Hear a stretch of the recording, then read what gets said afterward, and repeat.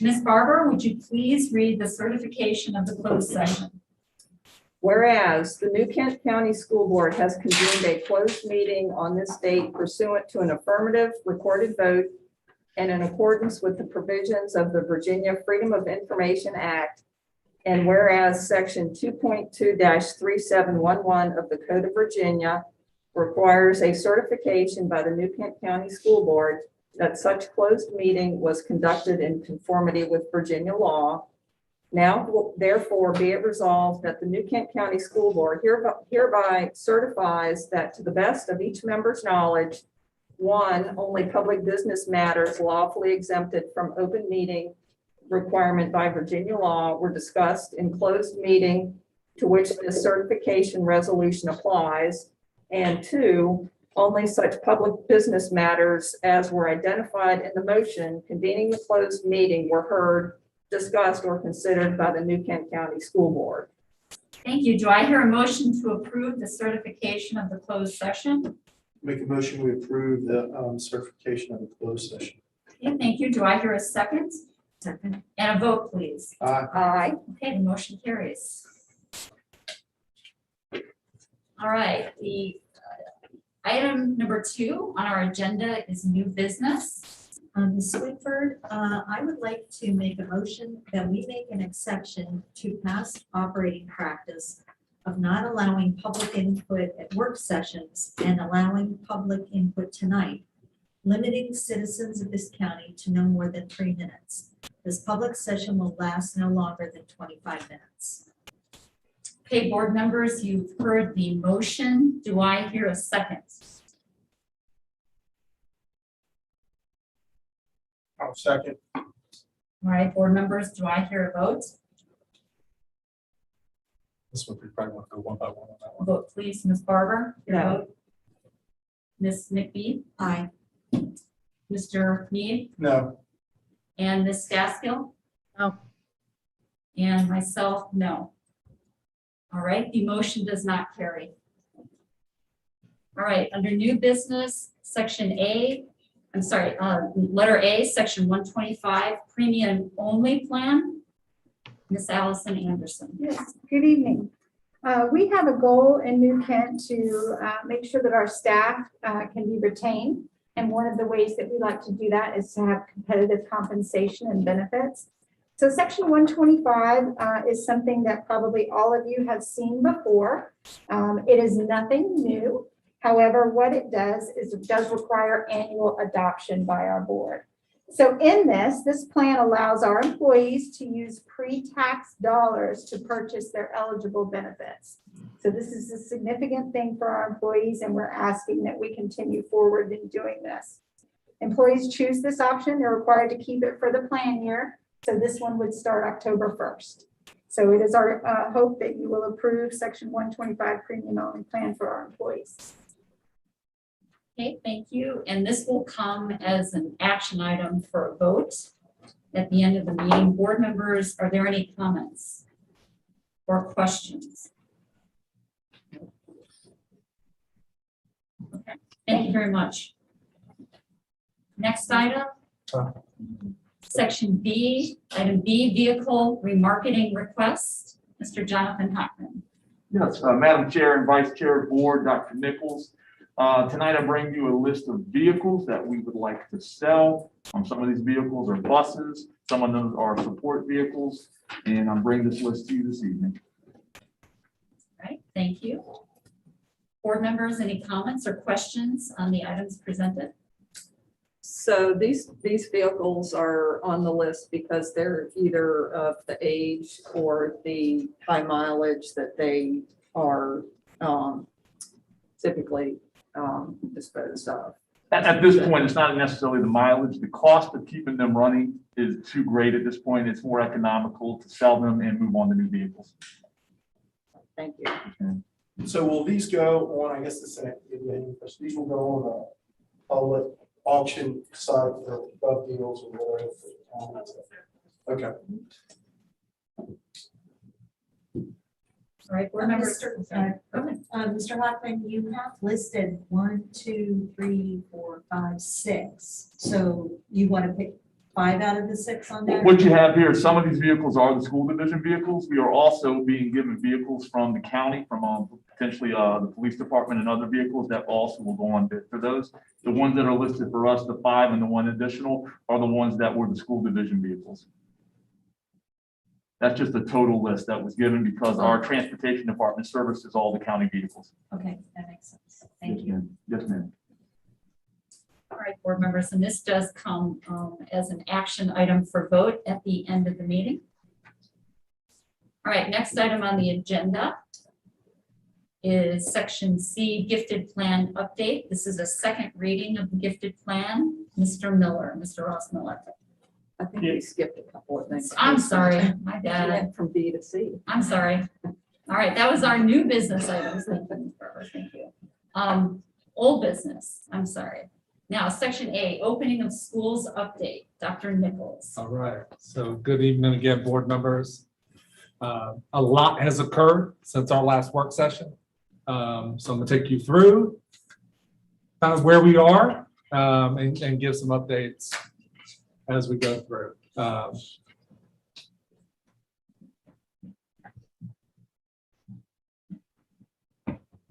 For a second, I thought I was controlling my computer, so I actually advanced it. I need Mr. Miller's help. So before I get started, it wouldn't be open to the schools if I didn't report on today. So today we had 47 fantastic employees, new teachers start with us today. Ms. Anderson and her team at Human Resources did a phenomenal job of setting it up for them today. They will be with us, well, for the entire year, but for the next few days doing new teacher training, both in curriculum, instruction. They'll also get to work through their benefits and really get acquainted with New Kent County Public Schools. On Thursday, all staff return. So we're very excited about having Team New Kent completely back. So a little snapshot of our breakfast today. I want to take you the opening of schools timeline just to talk, and I'll talk through each of these pieces, but the work continues to shift and the plan that was in place has shifted as well. And the intent and moving forward has shifted, which can be incredibly frustrating. It's frustrating for our team. It's frustrating for myself and I know for others as well, as I've spent quite a bit of time in the community this week with Chamber of Commerce at one of our local churches and then District 5 Town Hall yesterday. So just a brief timeline, there is more to it. So August 5th, that was the Thursday that the governor did a press conference and gave a different interpretation to Senate Bill 1303, which is law, than we were working under. So that was the point in time where he said that you had to follow the CDC guidance as was practicable, which included the mask wearing piece. So we worked through that with our attorneys and we came to our school board meeting on August 9th, where we did hear from a number of community members and we talked through opening of schools and plan to move forward with a vote on that subject. August 12th, just a few days later, is when the health commissioner put the mask order in place for K-12 schools. So that was the big shift. Once again, we worked with our team, with our legal department and our insurance providers to say, okay, we talked this through Senate Bill 1303. Now we have the health commissioner's order. So work through that piece. It was at that time that when we received that order, that we were told that we did not have the authority over the mask piece, that superseded our authority. I've said a number of times in this meeting and also public speaking, one of my greatest issues is that we've kind of taken local authority away through this process. But at the same time, that's what it is. So we've been working from that piece. I put out a video, not on this timeline, really just explaining that health order as best we understood it. So that brings us to tonight, where our new teachers reported today and the school board work session. And so board members, this is the work session. So if you guys have any questions about the time or anything as we go through, feel free to ask. So that's the timeline that we've been working through. We are 2 weeks away from school starting. I don't anticipate another change coming through, but if it does, we will update the community, update the board, and we'll work through whatever comes our way. Wanted to update you on quarantine guidance. Fully vaccinated people do not have to quarantine unless they're symptomatic. That holds from the latter part of last year. Non-vaccinated people, 10 days from exposure, unless the new school exception applies. That was the new piece that I laid out for you guys last time. And I did link that there. Tonight, I'm gonna take you a little more in depth on that, I believe. So this is not an eye test. We will link this to our website. I just want you to know sort of the flow charts and all the work that we've been doing that you don't traditionally do in a start of school. So I just want to take this opportunity to say thank you to the staff, the team I get to work with, our building leaders, principals, assistant principals, our lead nurse, who technically started back today, but has been nonstop this summer, working with us, so that we had a pretty, simple is the wrong word, but easy to read decision tree. So this is the one that's for families and students. I want to reiterate again, the biggest thing you can do to help us is not send a child to school sick, or if they've been exposed, to call your school and we'll talk through it with you so we avoid larger scale quarantines.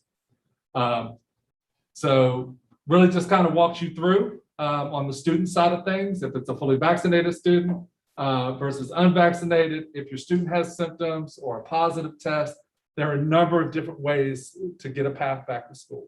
And we want you to be aware of all those, and we're going to work through you on each of those. So the way this works is the school nurse and our team at the schools will be working through with families in conjunction with the Chickahominy Health Department. We do have another chart that is not in this presentation. I saw Mr. Miller going to click. It's for employees. So we'll be sharing that one with the employees as well. It looks, and we'll post that as well. It is basically the same chart. It follows the same decision rules as you go through. So we're going down every link as we go through this, and also looking at what do we do if we do have to quarantine a student? What happens instructionally? So working through that at each level. What happens if a class has to quarantine? And making sure that we can shift to virtual if we need to. And then hopefully we don't encounter this, but we did see a school system on Friday shut down completely if we had to shut down a school. I will tell you that it is our mission that if there is a closure of any type, we will be back open as soon as we possibly can, the minimum amount of time. One of the things that I hear quite oftentimes from my senior is, are we going to go back to virtual because the numbers are going up? We will not go back to a full-scale virtual unless something was dramatically shifting, because our mission is to be in school 5 days a week. So if there is a quarantine or there is something, it's going to be for the minimum amount of time possible. The situation in Hopewell was due to staffing. 27% of their staff was in quarantine. It's hard to run a school missing over a quarter of your staff. But just so you know, we've been proactive on this and made sure we have tried to secure school-based substitutes. So we have additional people in the building every day. In case somebody goes down, we're able to bring them in. We have a tremendous paraprofessionals, instructional assistants who can also step in. So we're working through those plans as well to try to avoid that piece there. So the close contacts piece, this is a school exception, and that is represented on that flow chart somewhere. But this was the new piece that came through in indoor K-12 settings. The student who's within 3 to 6 feet of an infected student, so a student who tested positive, is not considered a close contact as long as both students are wearing masks. So this is the interplay with the governor's health order. It does not apply to teachers, staff, or other adults in indoor K-12 settings.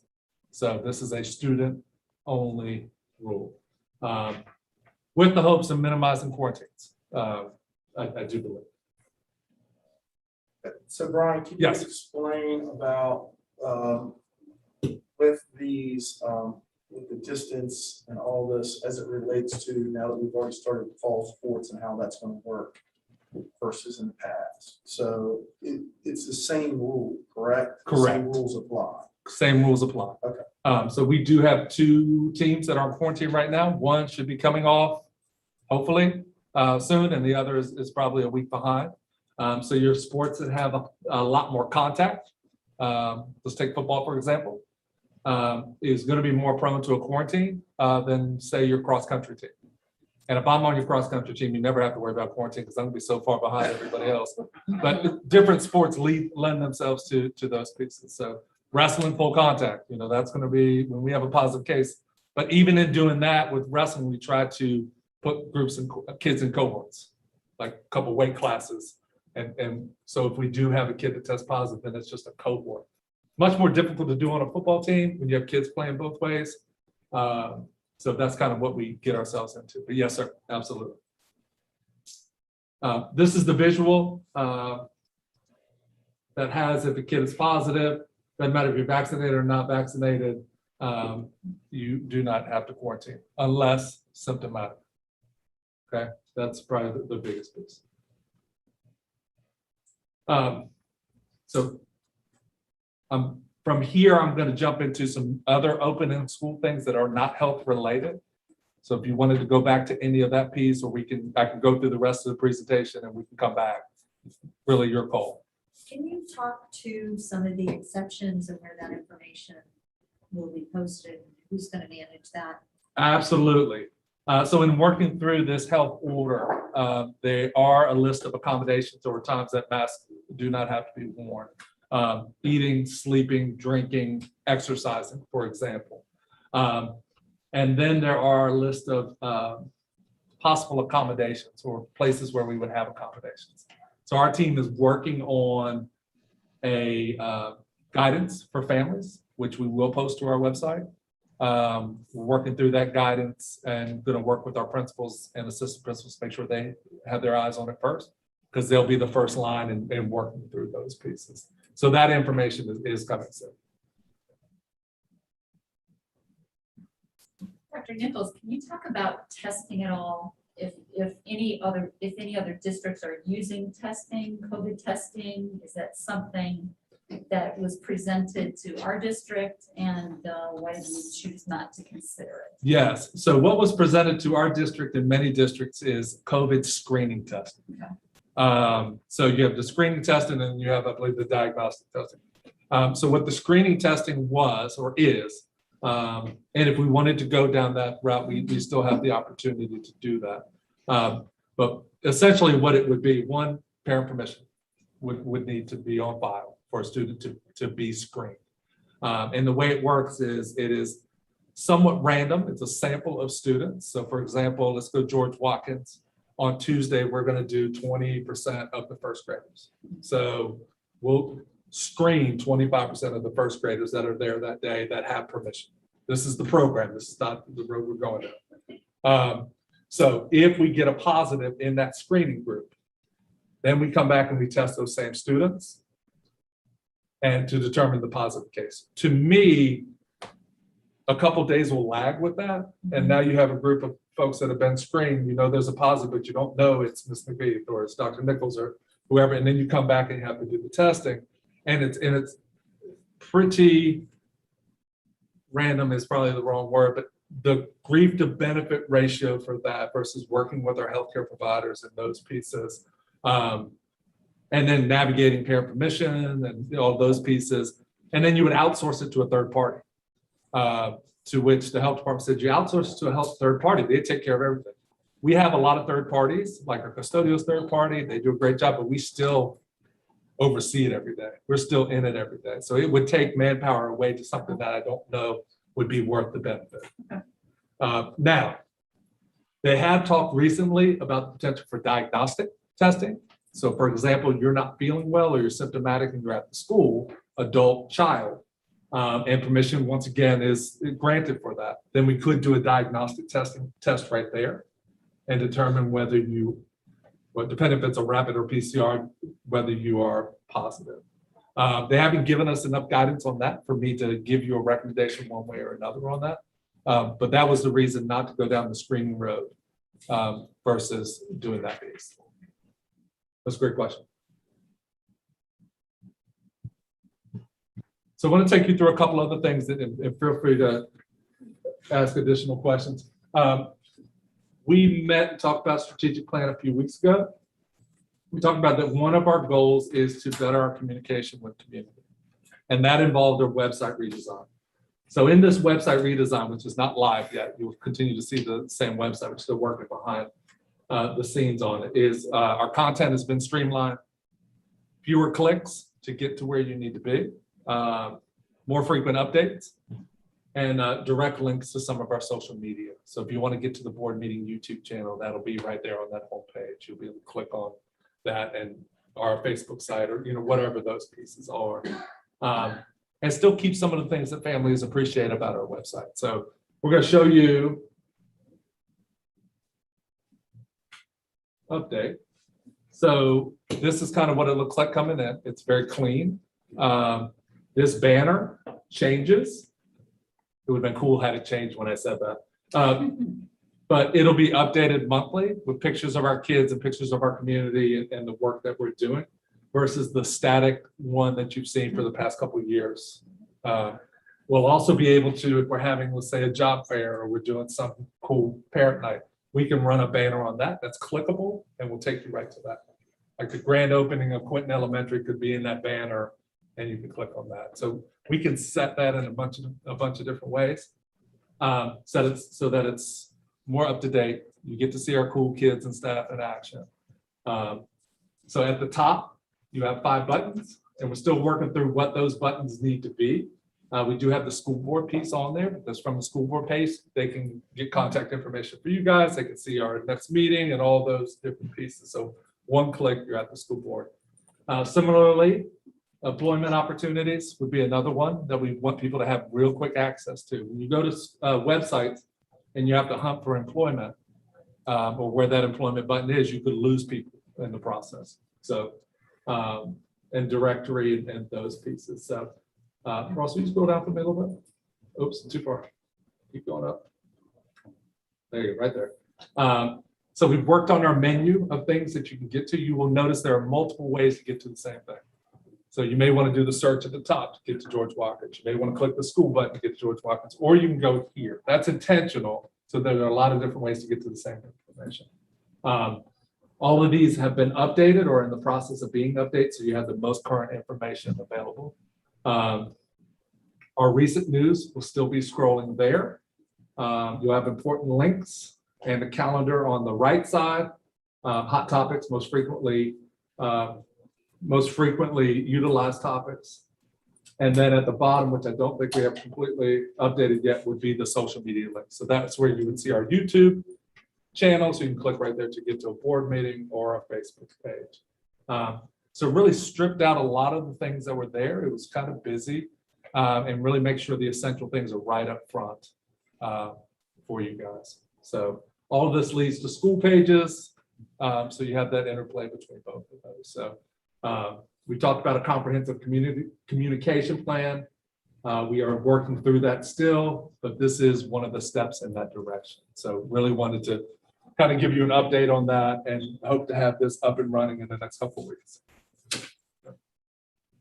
Any thoughts or feedback just at a glance? So It's this- really exciting. I like it a lot. It's something we've needed for quite some time. Thank you. Ross and Miller have done a tremendous job working through this piece, and the entire team and get feedback from the department. So And so as we talked about, that this will be able to be linked to the different schools as well, correct? yes. So you can go select a school at the top and go right to that school. You can go schools Okay. right here. And we have bridging on there as well because they're, on our campus. So people associate bridging with New Kent, although it is a regional center. Does it have a section for like quick facts under NKCPS? So how when you go many to about schools? NKCPS, we can look at that. Yeah. Does it have something, because I always, people always want to like, what's the enrollment, how many schools? So that's one of the things we've talked about is sort of just us at a glance. Yeah, that's something you would find out. Yeah, from people. 3,300 kids, 4 Right. schools, Yeah. fully accredited, all of those Yeah. different pieces. one of the things under employment, but it could also be about NKCPS that I'd like to see is why work here? Like, why is this an amazing place to work? You know, you get this and you know, all of those different Saying pieces. that too, I think that's a great point, because some of those things that, and this is just as much as an economic development issue as it is a school issue. For instance, what is our graduation rate? Yep. You know, how many of our seniors go on to trade schools and further education? Those things as well, so that we can track that in terms of Dr. Clark's piece, the services that we offer. Yep.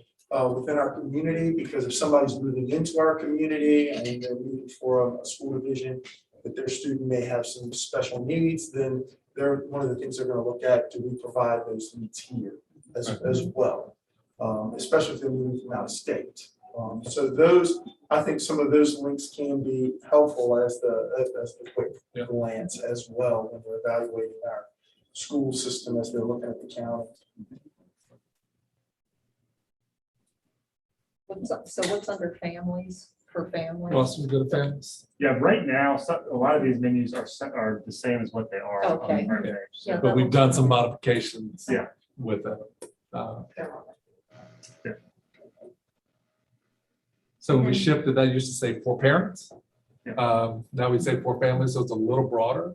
Because if you're a grandparent or uncle or, you know, whatever, you know, that's, you're part of the family and you can jump in there and kind of see, you know, here are some of the pieces that we have in place. So the board docs is still the same Mhm.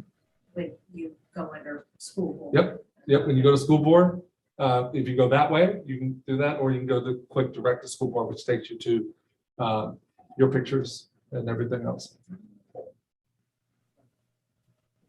Yeah, so both of them get you right there. We wanted it to be at the top, so it's very easy to find and very easy to get to, but you can also get to it through that button as well.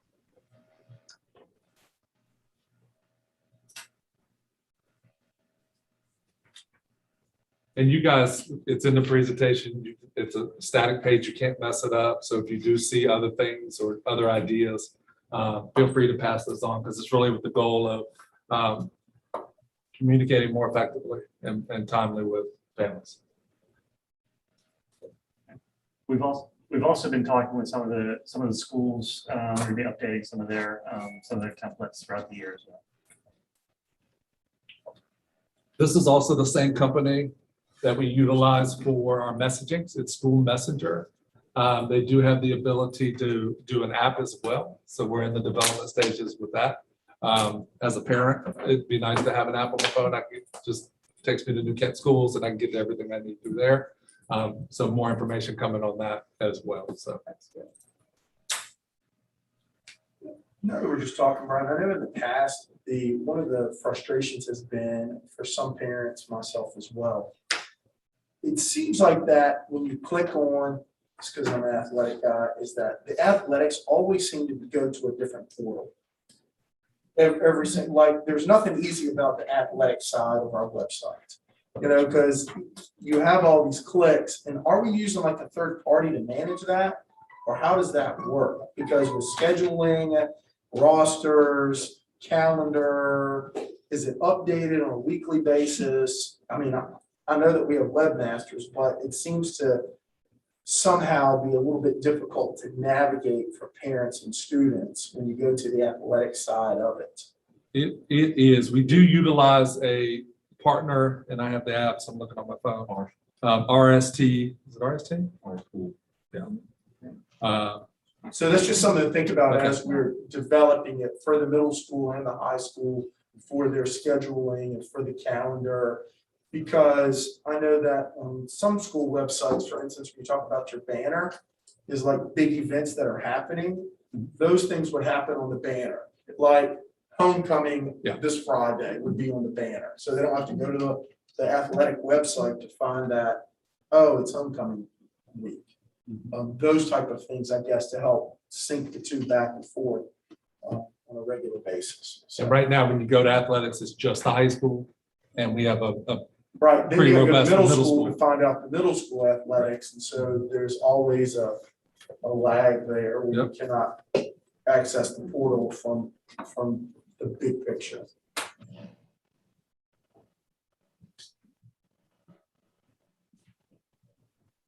So another part of our communication. So we started this 2 years ago, and then last year was, of course, was a different scheduling year. But we wanted to make it easier for families to get bus stop information. So what we have here is our web query. It'll be active on or after September 1st. So we're working through that piece, going through bus routes. Ross, if you click on that for me. And it stays live throughout the year. So if you just moved to us in January when you want to know where your bus is, you type in your address. We'll give Mr. Hoffman's address. I'm just kidding. We're not. It's not live, but you just put in your address and your grade level, and it gives you your morning time for pickup, your bus number, and your afternoon time for a pick or drop off and bus number. So we're going to combo this with something that'll be coming out in October, and that's a new transportation app, which is GPS based. So once you know you're on bus 25, and as a parent, I'll get a key code and I can put that in for my children. If bus 25 is substituted with bus 85, you get an alert, say, now you're not getting bus 25, it's bus 85. Or if a bus is late or those kind of things, you will know in real time. So as we do have challenges with staffing, transportation being one of them, it's gonna be a really helpful tool as we move through the school year. How about if buses are running late or there's something like that? Yep. Is that doing notifications? Because it's as well? GPS enabled, you should be able to see and know that piece specific for your child or children. What it won't tell you is definitively whether your child got on that bus. Now, we can look at strategies and processes for that, whether you scanned your, well, even then you don't know it's their scan code, but so you do know at least if you've had to leave before your child that the bus has stopped. So I used it in a previous school division, and it was really helpful for me as a parent. So that'll be coming online after we get transportation and routes organized for the first month. So stay tuned for more information on that. You know, Brian, that we just talked about, I know we had this issue last year, but one of the groups we need to make sure they get in that app is daycare centers that are we did. picking up like 20 kids at a time. So the director knows when that bus is coming, you know, because the parents, you know, they're doing before and after school, so they don't know when the bus. So we have to somehow get the daycare centers on board with that link. Okay. When we can work that through with the daycare centers and the families there, and we can bring that. Somehow Yep. sync that. And it might be just be able to sync to their address. You know, wherever the daycare center is, that If we have a becomes their stop that- home, that becomes their home address. Because we would have a stop that goes there. Okay, we can work that through. Yeah, so just a thought, because, you know, we had a bus, I guess, last year that didn't make it because Correct. of down, whatever tree, and we didn't have a way to, you know, because there are 25 kids are waiting, and so you don't have 25 different parents that are like, well, I thought my kid got on the bus. No, that's a good point. Because last year we made sure that we would have a call list in case of a 2-hour delay or Yeah. a closing or, you know, those kind of pieces, make sure daycares are plugged into that piece. But yeah, we got enough time, we can work through that. Will the web query work for the activity bus? Oh, that's a good one. You see me looking You right on realize that the one. team is an hour late. You know, we're. Will this work for activity? I Well, I think the think a lot of alert will times- work. Parents are looking for, what am I thinking of, you know, what activity bus does my child ride, you know, what number is it, what are the stops? Okay. I mean, maybe it's not, I don't think we've organized it for that yet, but I think we can add that that can information. be something Yeah. that's built in. Well, I wonder, so with the GPS piece, maybe not, but maybe. But with this, could we have an activity? Ross, will you click on program? So there's a program button there. I don't think anything's stored there right now. Okay, sped in summer. But there could be maybe an activity drop. So if I put in my address, it'll tell me where my activity drop off is and the roundabout time. So we can look into that. Just a thought. No, that's a good one. Something. And we've worked on some of our activity route drop-offs to make them a little more friendly. So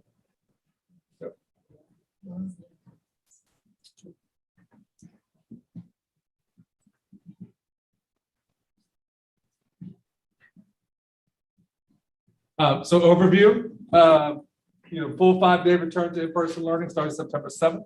And that's the same old schedule, correct? I mean, we're going back to 2019 schedule, correct? Of start times. and Pretty end much times? start time. I think the high school, middle school end time is a few minutes earlier to allow us to clean between the buses. I did hear rumor that we were going to bring high school kids back like ridiculously earlier than we have before. Nobody wants that in their life. So no, the high school start time, middle school start time are right there where they were. And then the dismissal times are a little bit shorter to allow for that COVID protocol cleaning. But yes, way more than the 990 hours that we're required to. We're still well above that standard by the state. Back to school events return in person. I think the high school kicks that off tomorrow with some of their students. And then that runs through middle school and elementary. Buses, classrooms, and cafeteria spaces are operating at normal capacity. I've got a few emails on that, talked to some families with that. That does not mean overly full capacity. It's just we don't have the same restrictions that we had before. That breakfast would be grab and go, but kids would be in the cafeteria for lunch. But in saying that, we do still keep our cleaning protocols. We still have the seating chart pieces. We have all of those things in place. And then the at-home daily screenings are still required. So we'll update families on those pieces so that we can partner through this. So. And the buses are at full capacity, correct? Correct. Yep.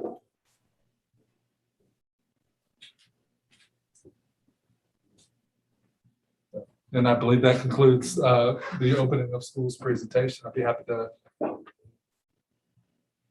So Dr. Nichols, what I thought, this is our second look, our second viewing, if you would, board members, of this opening of schools presentation. Some items have changed since our meeting on August 9th. Some have remained the same. What I thought would be nice is this is not an action item for us to vote on this evening because of the mask order that was rolled out on August 12th. If board members, you would like to make comments about this, if you have thoughts you would like to share on this presentation, I'd like to give each board member the opportunity to make those comments. Mr. Let's Mead? start. Go ahead, please, Ms. Daskell. Yes, please go ahead. Brian, I thought it was very well done. I think that we're doing everything we possibly can. I do have some questions about the school bus. If a child on the school bus is within 3 feet, does that mean that the other child, and they've tested positive, does that mean that the other child is now going to have to quarantine as well? Yes, could potentially mean that depending on the situation, but when we trace bus as well. So that's one of the first questions is not only a classroom standpoint, but did the student ride the bus? And we do it twofold. Seating chart says he sits next to me, but then we can review tape, which we did quite a few times last year. Because as you may know, students don't always sit where they're supposed to sit. So we confirmed that with who's been sitting there. So yes, we worked that through the bus piece as well. But if you're sitting on a bus next to a student, chances are you're not. We cannot guarantee that you're 3 feet away. Okay. So that is an important point.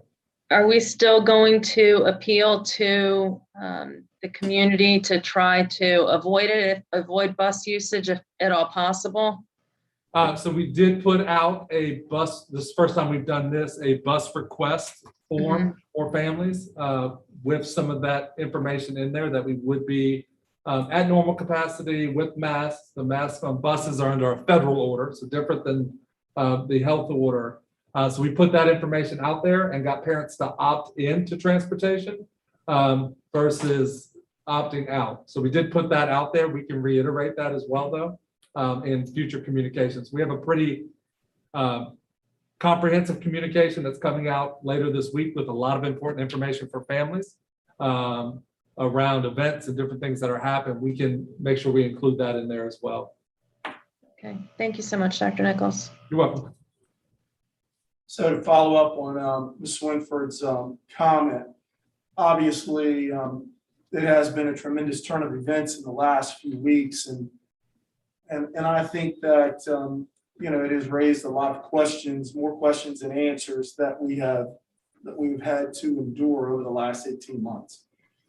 And I think it's very unfortunate that we have gotten to this point where that the governor and his support person, the director of health, has issued an order to mandate masks within K through 12 school systems. One of my frustrations that is still on the table, that is very difficult to get information, and I will 100% dump it on the Chickahominy Health District, is, as we've talked about, is that they just are not providing us the necessary metrics that we need within the Chickahominy Health Districts to be able to evaluate.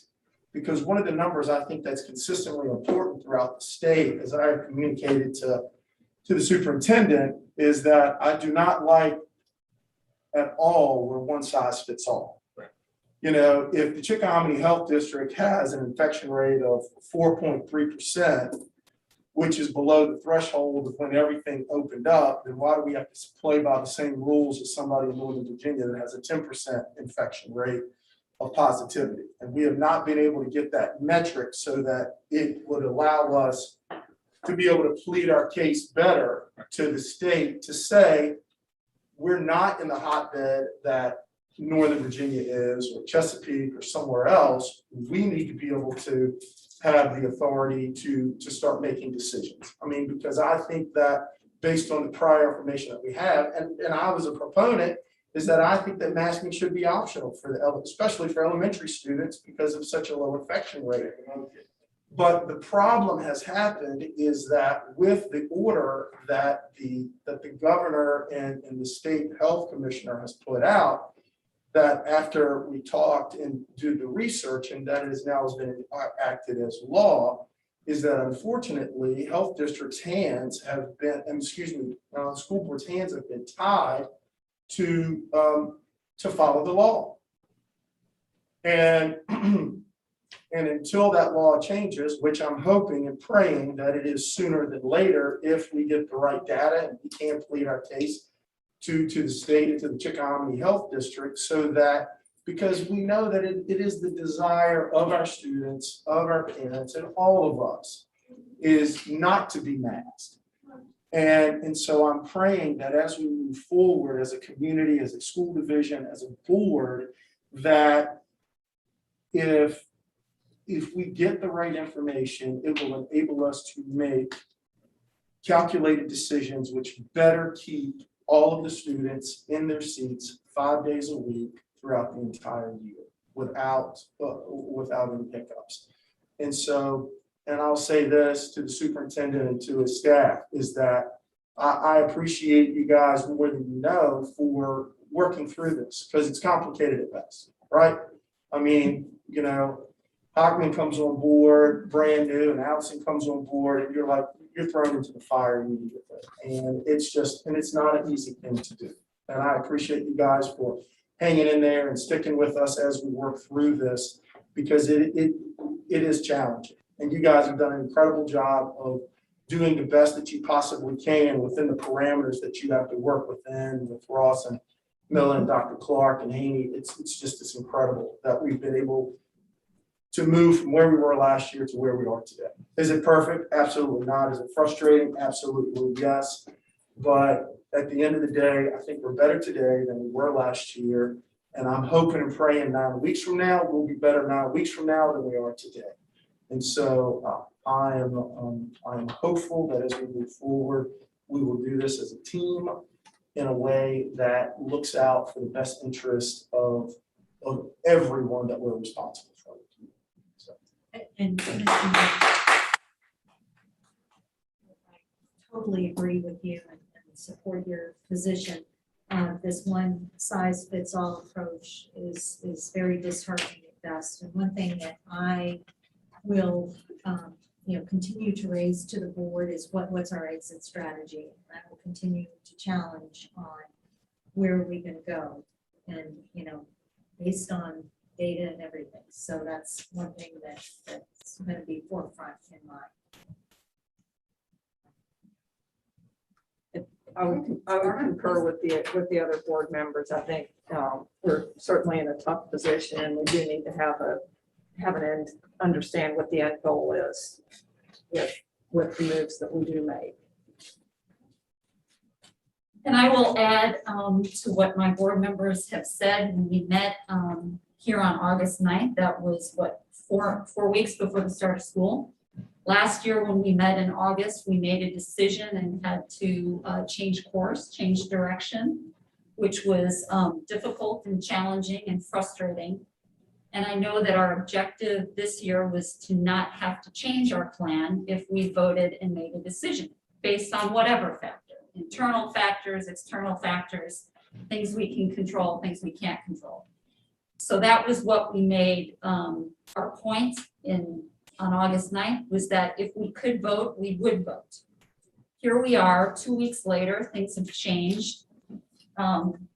Orders have been put out there, things have been stated that is beyond our control. And as Mr. Mead said, our main objective is to get our children in school full-time, 5 days a week, and keep them there. The presentation is not perfect. We understand that there are challenges, but we accept those challenges and we will work through those challenges. One of the other important things is that this is not a plan or a presentation that we're just going to shelf and not come back and look at. We're going to give it constant attention and constant review. And also, like was said, we want to understand what our exit strategy is. What are we working towards? What is going to give us flexibility in order to change this plan, change this presentation? I will also tell people that we've always been open to listening to your comments and your feedback. Our email addresses, phone numbers are public for you all to contact us. I encourage you to write to the governor. I encourage you to write to the state superintendent of instruction, public instruction, Dr. James Lane. And I encourage you to write a letter to the state health commissioner, Norm Oliver, and let him know how you feel as well, because I will be doing that as a board member. I'm not a doctor. I'm not a lawyer. I'm a parent and I'm a school board member, and I'm frustrated as well. I don't want my kids wearing masks. I don't want to be in a mask right now tonight. We graduated our high school seniors in June 11th, without masks on, and we were together in our gymnasium. And we thought we had really seen the light at the end of the tunnel. Dr. Nichols and his peers in the county have been organizing vaccination clinics that I stated in a letter to the editor back in January that I thought that was the light at the end of the tunnel, and things got better. The landscape changed, and here we are in August again. And I feel as if all the work that was done was really set us back again. Everything has set us back. So it is frustrating. I am frustrated, but I have to follow this mandate. I have to follow these orders. It's our obligation. It's the oath that we took when we were sworn in as board members. And so that is my promise to you, is that we will continue to work on this plan, and we will make adjustments when we can and when it's safe and when it will allow us to keep our children in school. That's our objective. And those are my thoughts on that. Board members, if I could just make one Yes. brief, maybe a couple brief statements. One is we're working on a draft letter, which we will show to you, similar to, if you've seen a letter the Goochland School Board has recently sent to the governor, to state superintendent, really asking for a summary, your comments summarized, in that we've really removed local authority because we're going to be different than Loudon. And right now that order has us locked together. So I do plan to advocate on your behalf as well, and also draft that letter for you guys to edit and kind of work forward, and we can share that with our communities. Thank you, Dr. Nichols. I did have some comments in talking with families about not complying with this mask order. I just want to be very clear with that. Our teachers didn't make this order. So I asked on their behalf, to please work with us on this. We're going to work with you. Please work with us. Our assistant principals and principals who would have to carry out discipline on refusal did not choose this. So I just am asking for community to continue doing what you've been doing. You've been rock stars. We've worked through this together. We'll continue to work through this together. We will get out of this together. And I'm more confident of that than I've ever been. No matter what comes our way, we work through it. And we'll continue to do that. But I just ask for that cooperation because I will promise you, if that occurs, we'll work through it together, but it's not going to register on the governor's desk. It's not going to register on the health commissioner's desk. It's going to be on this principal's desk who's juggling 9 million other things, or this teacher's desk who's, so I understand the frustration. I'm a parent, I'm frustrated too. But I'm working through it with my own son who had his first day of school today at Bridget Communities in a mask in a regional program. And we'll be here on September 7th. So that's just sort of just my comments around that piece. Just the end user and the person that has to implement this didn't create it. So just asking for a little grace and continue to work together. Yes, thank you. And we're very fortunate to have a superintendent that is the eternal optimist, in case you hadn't noticed. So thank you. Thank Dr. Nichols. Okay, back to our agenda. If I am on track, Mr. Pollock is over there in the corner. So we are still in old business. Section B, Quinton Elementary School construction update, correct? Yes, and we do have Mr. Pollock here with us, and board members, we can kind of talk through this in the coming weeks if we want to do a similar presentation, potentially not in a work session, maybe a regular meet, but if you want a monthly or quarterly schedule to come back to opening the schools, we can certainly work through that with you guys. So just something to consider. You don't have to make a decision now, but floor is yours, Mr. Pollock. Good afternoon, everybody. Construction right now, okay, the new elementary has slowed a bit due to steel. Right now, we're having an issue, well, I say we, and the general contractor is having an issue with a sub on getting steel production on time. Right now, it's the first time I've come to you and let you know that we're, as of right now, we went from being ahead to 33 days behind. Until steel picks back, we get steel on site, everything has, if you haven't noticed, the amount of vehicles up there and everything else is slowed down. We need that, and we're looking, like I just said, at least 33 days behind right now on production on steel. So how does that impact our schedule overall? Because we were looking to finish in July. Yes, we were initially looking in July. We had actually was hoping to be May as the way the construction was moving. Mhm. We are trying to make it up now on weekends, as soon as we get the steel here. As of right now, I mean, masons are still there. The site guys are doing the sewer in there. The problem is we don't have the steel and the material to work with right now. So it has changed where we're at. What we're going to try to do, we have a recovery schedule that we come up with. But until we get the steel on site, that's all it is a recovery schedule. Once we get it here, then I will be able to give you more information on what we can make up and how we can make it up. All the rest of the job, the masons are doing great on what we can put up. The footers are all in. We're rolling along on that. The drop off on the other side is about ready to be paved. I mean, water and sewer we're coming down the road with, but the big stuff where we're sealing the building up, that's where our problem is right now. Tim, budget wise? Otherwise, we're still doing very well. There's no major glitches in that yet. So you don't anticipate, because of delay in materials, that we will have to pay additional money to help to have to potentially expedite some of these materials to get them? You can't expedite what they don't have already in Right. production. Basically, that's what this came to, and after our last board meeting, I knew at that time we had something going on with the steel. and I didn't know the facts, so I didn't want to come to you until I actually had the facts. They had, and this is hearsay because I'm not in those meetings with their subs. Supposedly they had a sub drop the ball, they didn't get the steel in production. Always falls on Heartland, that's who we have the contract with, that's who I deal with straight up. And that's who's on the hook for. not That's who's on the hook delivering for it, as so well. I really don't I got you. care what they have to do for their sub, or if he needs more money or whatever. We're under contract for this amount of product. So Tim, myself, Heartland, and Mosley came together to put together a, Recovery. thank you, I was gonna say Recovery catch-up schedule, a recovery schedule. So there is a schedule that is ready to catch us up on the job, but it is dependent on the steel getting on site. So that's, we're gonna keep pushing forward where we can push forward. Budget's in great shape in terms of a contingency.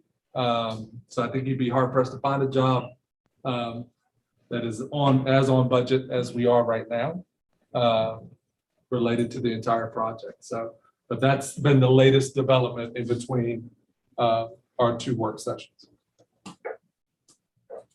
And just to explain, the steel is basically in this building, it's basically the roof structure Yes. and some minor elements like stairs and things like that. What we don't have the decking. Let's just start on the easy stuff, the roof decking, all of that, the structural steel, none of the steel is on site. We should be set up 3 weeks ago with a crane sitting there right now, putting the steel in place. We have nothing on site right now. We do have some being made, and I get the sheets as it's being made on the structural side, but we need the deckings. I need all the stuff that allows us to go start building the levels. We've also gone ahead with what's another potential part of this project that could hold us up. Yeah. And then make sure that that is moving ahead of schedule. For example, interior finishes, which we work through, typically you would give that 6 months, and by the time we've already submitted that. And so we would have needed to submit that sometime October. We submitted that early August. So they're getting a greater lead time on some of the products, as we're saying. So. And mechanical equipment, which is typically a long lead item. We're doing okay. And I mean, and we're following this day by day, week by week. So it's not like it's how it didn't get followed on the other end. We ask the questions every week, where are we at, what we have for protocol and everything. And you don't go from, I'm disappointed in that. We went from basically being 7 days ahead to 50 days behind in 1 week because of that. Tim and I were basically on site being told that steel was coming the next week or whatever it was. And then a week later, we have this piece, which we're working through. I mean, So- we have no choice at this time. We gotta still work together. We still gotta get the project done. So we've chipped it to the point it's at 33. We'll keep chipping away at it. The important thing for us is to get under a roof as soon as possible, Right. because then we don't have to worry about the elements. We You've seen can't our do weather finished recently. floors. I can't do the stuff that needs humidity control until I get the steel for the roof and everything boxed in. Then we can get the AC units in, so then we can control the environment. Yep. Thank you. I'm sorry to give you that news. Thank you. Oh, Tim. Look, Tim walked away. He's not even listening. you got it. Did you see that? See ya. So, but we'll continue to provide those updates with you. When we come back in next work session, we want to give you a number that's lower than the one we have right now, and we'll just keep doing that each month. But Mr. Pollock and his team have done a tremendous job. Ms. Barber got a chance to walk it with us at our last construction meeting with the county. And we can certainly set that up when temperatures cool a little bit more, for the board to do that as well. So. Thank you. Our next item C is the gifted plan update. Now to you, Mr. Rossmiller. Sorry about that. Thank you. As members of the board, Dr. Nichols, this is the gifted plan. It's a 5-year plan, being basically just presented with the updates that were recommended from the state's review committee. And so it's just brought for approval tonight. I didn't receive any questions between the last meeting and this one, but I'm happy to answer it. Board members, this is a second read of this plan, so if you have any questions, please ask them now. So the school psychologist, do they have a role in the selection? Sure. process? So currently not in the process right now, only if there's an appeal. If the student is not selected, there's an appeal process. And if that is carried out, then the school psychologist who's got that and they do a slightly more comprehensive test.